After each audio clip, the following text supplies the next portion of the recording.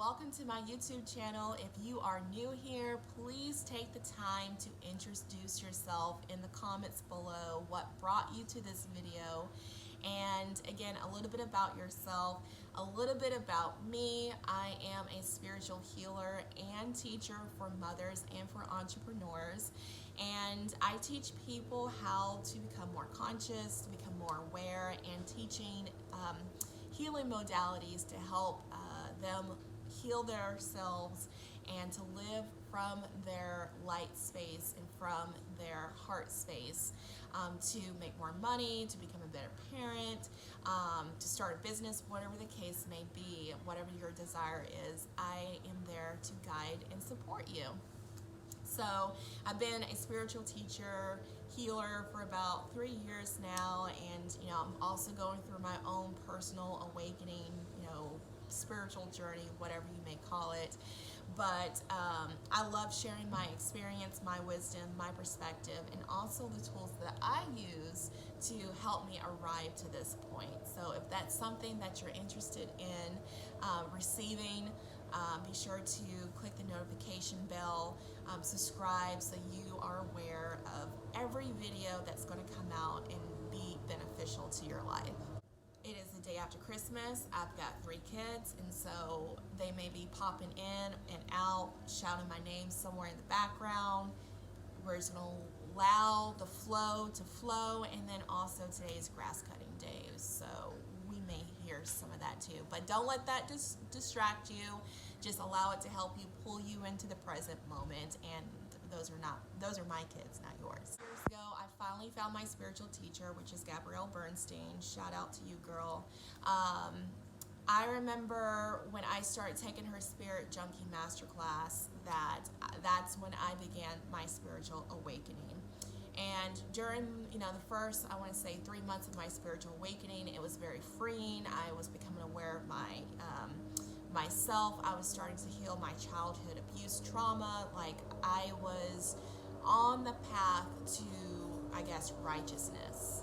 Well, then after a few months, I began to notice a lot of things changing within myself and around myself. I began to hear ringing in my ears. I began to slip into a depression. Everything that was basically no longer serving me, it was crashing down. I was really angry. I was extremely tired. I was just experiencing a lot of things that didn't make any sense at the time. And I literally thought I was going crazy. And that's when I found out that what I was growing through, it's what's called the dark night of the soul. What this video is going to be about, it's going to be about the dark night of the soul, what it is, how it serves you, so you can become aware of what this is, so you can allow yourself to be raw, to allow yourself to grow through your rebirth, and to allow the dark night of the soul to do its thing, so you can be at your best self in your authentic self. This is something that I wish I had, because I grew through a really difficult time. At least that first time, it was very difficult to me because nobody told me that this would happen. All I heard about was the good stuff and the fairy tales and the unicorns and the spirit guides. I heard about all of that stuff, and that's what I was experiencing. But nobody prepared me for the dark night of the soul. And I would ask my spiritual mentors and coaches and my little colleague of healers, why doesn't nobody talk about this? How come this is not being spoken of? And their reply was, well, if you knew that was going to happen, would you taken that path? For me personally, yes, because I was already in a dark space. I was already suicidal. I was already addictive. I was already, destroying everything around me. So, I can't make things any worse, So, knowing who I am, my strong will, yes, I would have walked through that darkness. at least I know that it's there, and I can maneuver my way through it. But there's a lot of people out there that are already ridden with fear, that they would not walk that path because they know that's what's coming up. So that's why I never talked about it. That's why I never prepped my students and my clients with. I never talked about it because I didn't want them to stop before they got started. I believe everything happens for a reason. So maybe that was my journey.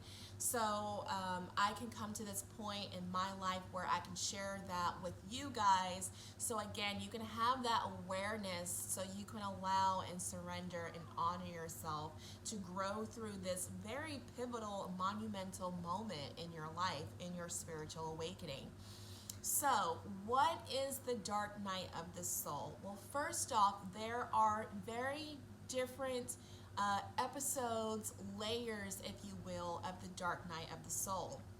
Because if you are committed to remembering yourself or remembering your core self, and living your authentic truth, there's different episodes, there's different layers that you have to reach in order to pull out that light and shine that light wherever you go. So in my opinion, they come in waves, and that first dark night of the soul, it is very scary, it is very new, and you really think that you're going crazy. So the dark night of the soul is meant to break you down to your kneecaps, so you can look at yourself in the mirror for the very first time without anybody else's guidance, with anybody else's influences or anything else like that. So looking at yourself in the mirror and realizing, wow, I have not been living my authentic truth. Wow, I've been allowing this wound to dictate a lot of my life. Wow, I've made some, not so amazing choices, because, mom and dad told me I had to, get a job and go to college or whatever the case may be, okay? And so when you become aware of those things, you kind of, what I best describe, you slip into a depression. Like, you just go deep inside of yourself, and it's not pleasant, it's not fun, but again, it's meant for you to sit with that pain and to be at one with that pain, and to,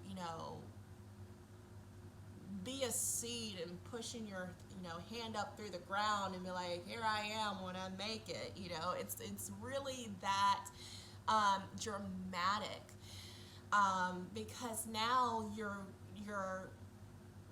a brand new baby human with slime, and you're gross and you're naked and afraid, and you're starting to figure out yourself for the first time. And in order to figure yourself out for this first time, your higher self, your inner self is calling you to be alone, so you pull away from everyone, from your friends, from your family maybe, from social media. The things that you used to participate in, you no longer participate in now, because it's just not aligning to who you really are, okay? You're not indulging in guilty pleasures, with Netflix, or buying things or entertaining gossip or anything else like that. You're not engaged in those things anymore. You're experiencing your feelings for the very first time. So you may be experiencing anger, sadness. You are very hair triggered, like the littlest thing will tick you off. And it's not to be in a negative space. You're just like, no, that's not how the world works anymore. And you're very loud with that. I remember that's what happened to me, and it didn't end well, but I'm sorry. If you're watching this video and you caught the end of that, I'm very, very sorry. But that's just the way that it is, okay? Then you begin to hear chatter. You're really, really tired. You're really, really thirsty. You're really, really sleepy. And then sometimes, based on your body and your level of awakening and what your dark night of the soul brings to you, you begin to hear ringing in your ears, and you begin to see things, and you get to, seriously, you go a little cuckoo, all right, just for a moment. But in your dark night of the soul, it's meant to break you down so you can really figure yourself out from a soul level. And while you're figuring yourself out at that soul level, you are shedding energies and thought patterns and things that are not a part of you, okay? And it really has to come up. It needs to be expelled out of your body. So that's, and that's why you sleep a lot. That's why you're really, really tired or pushing away from people. Now, I want to touch on families real quick. So there's obviously people and this is the only thing that matters to me, okay, is my kids and my husband. Those are the only, 4 people that I care about that is in my immediate care. Everybody else, they had to take the back burner, okay? So it's really important for you to prioritize. If you need to show up when you need to show up, be present, and also communicate to your spouse, to your kids, of what you're experiencing. That's really important. It's a teaching moment for you to allow yourself to be raw, and it's teaching your kids and it's teaching your spouse how to hold space, to see things from a different perspective, and to teach them. And you're also an example of what being raw and vulnerable is, and that you're teaching, your closest people that it's okay. This is how we're supposed to be. We're supposed to be sharing our truth, whether it's good or bad, so we can, grow in this together. So I wanted to touch on that really quick. Friends, social, whatever else, everybody else, you're not even gonna want to be around them. So I don't even have to talk about that, but just know that it's part of the process. Share your experience below, because I'm interested to see different aspects of the dark night of the soul. Now, again, there are different episodes, so I'm going to include a fantastic resource for you to become more aware, and so you can educate yourself and not prepare yourself, because you really can't prepare yourself for these things. You really, really, really can't. But again, it's just about having that awareness, that knowledge, where you feel you can be safe, okay? And that's what it's really about, okay? I'm experiencing all of this stuff. Am I safe? And if we don't feel safe, that's where fear kicks in and we check out. We don't want no more of it. You are safe, you are guided, and you're exactly where you're supposed to be. So you are good. Now, before I tell you how to maneuver and grow through your dark night of the soul, it's really important that we talk about what the dark night of the soul is not. Because there are some people that, get this idea, get this label, and the ego takes a hold of it and creates this story that makes us feel better and bypass what's really going on.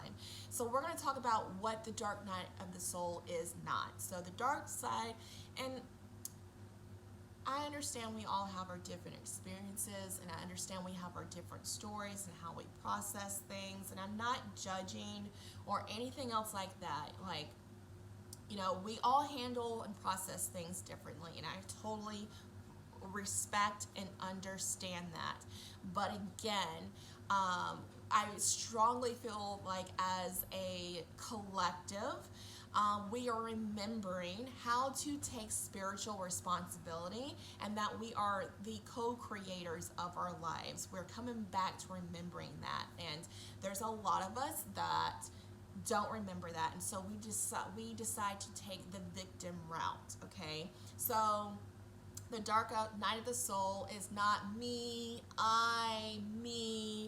victim mentality scenarios. Like, I've been with my boyfriend for 6 months, and I thought he loved me. We were deeply in love, and he dumped me, and I've planned my whole life around him, and I'm going through the dark night of the soul, and I just can't pull my life together. That is not a dark night of the soul. That could be a number of things, and that could be teaching you that you don't love yourself. You're making someone else love you because you don't know how and you don't want to. You wake up in the morning and you stump your toe and you check your bank account and there's -1 cent, and then you go to your job and you're cussing everybody out and you're unhappy. You see that Bob got, a promotion and he didn't deserve that promotion, but you got fired, and life sucks completely because I get the shoe end of the stick.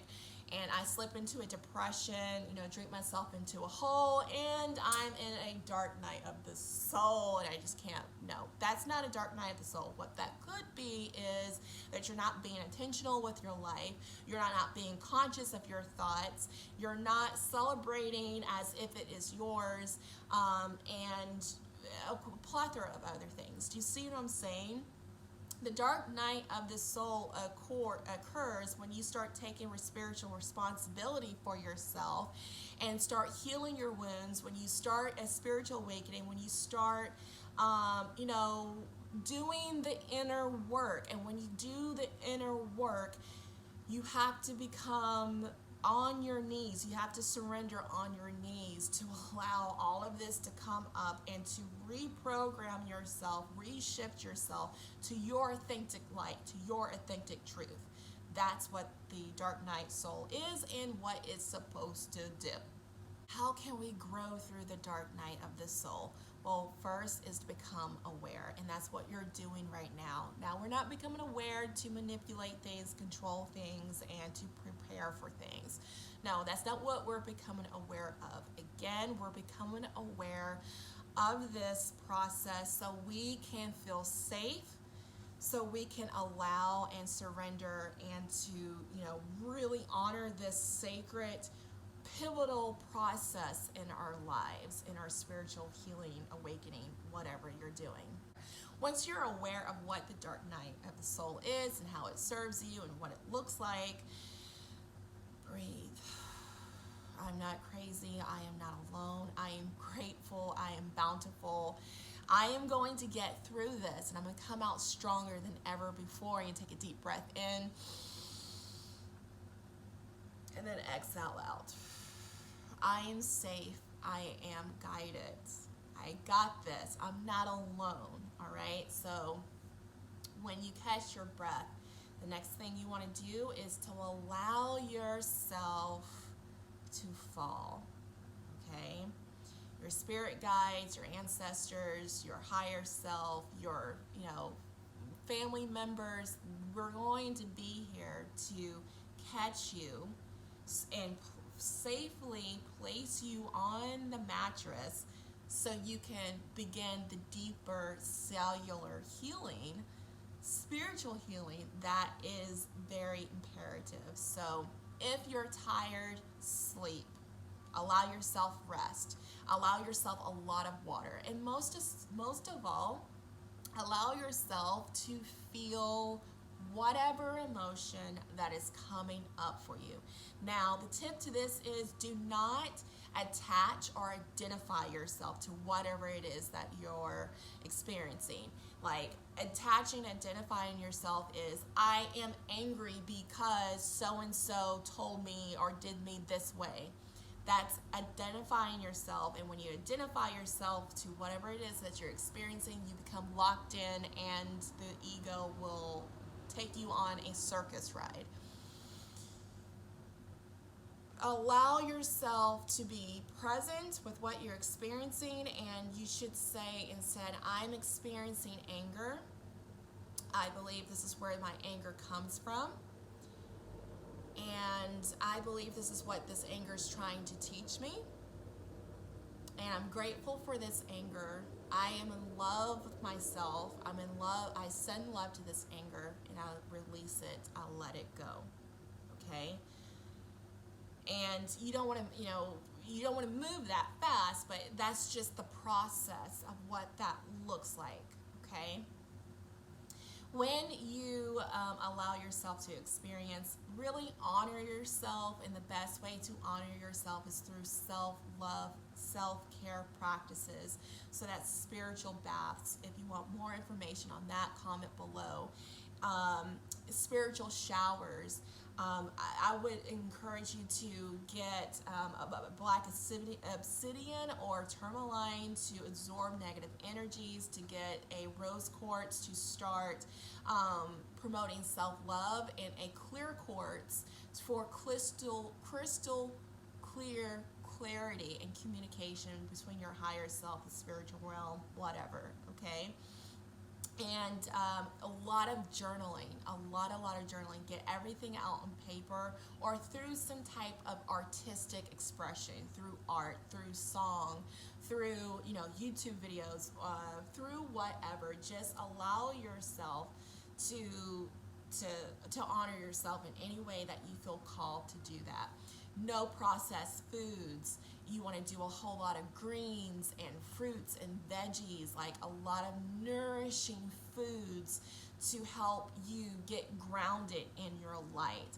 A lot of water, and most importantly, a lot of self-love, because this is what the spiritual awakening, in my opinion, is about. It's all about self-love, really loving yourself, accepting yourself, showing yourself compassion, because when you can do all those things for yourself in any aspect of your life, then you're able to easily do that with others. Of course, with boundaries that's going to protect yourself and to protect other people around you. So that's what the dark night of the soul is, what it's not, and how to grow through it, and how it's supposed to serve you. So if you found so much value in this video, if you were like, oh my God, I'm so glad I'm not alone, and just have tears of joy, please let me know below. Again, subscribe to my channel. And I believe the next video I'm going to be talking about is how the outsider can hold space for you, like how to hold space for people that are depressed or going through the dark night of the soul, or, you know, experiencing grief or pain or anger or sadness or whatever the case may be for the first time or second time. How can we hold space? So if that's something that you're interested in, like, please hit that notification bell and I will get that out and running.